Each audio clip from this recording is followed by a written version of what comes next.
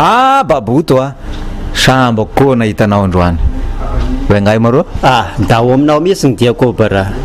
sy zany fa mana problème zay aho nga da mampiraharaha isika da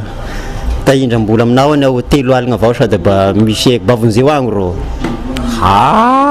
la 3 aligna sakirahay da sanagnako eky gn'androany fa 2 aligna avao ny vola aminany tiky asadako ngay sy magnay fa omeo anahy eky zay 2 aligna zay da anagnako 1 aligna anao zany venagna angalako an'izay igny alama ho hita eo avao masaky mety apiso angamba ok araka ro zay fa da saotranao eky nazahoana an'ity 2 aligna ty da piso any mangalagna 1 aligna saiky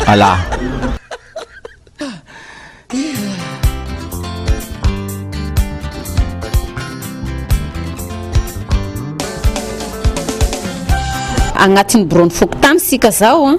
anao bera da misy fitaragnana avy aminay eto mahakasika anao amin'izany vola 1 aligna zany asa da kongay marina izy io sy marina zany se fokotany tena sy marina zany ahoana gnanaovanao anazy hoe sy marina sy marina zany se fokotany izy rô ny tokony anagnako ka da ahoana zany baboto izaho fandehan'io teo hangala vola iaho aminazy 3 aligny 2 aligny nanagnany mo ve sanagnako 1 aligny izy am'izany ndre raha matoa se fokotany mifagnazavanao an'izany bera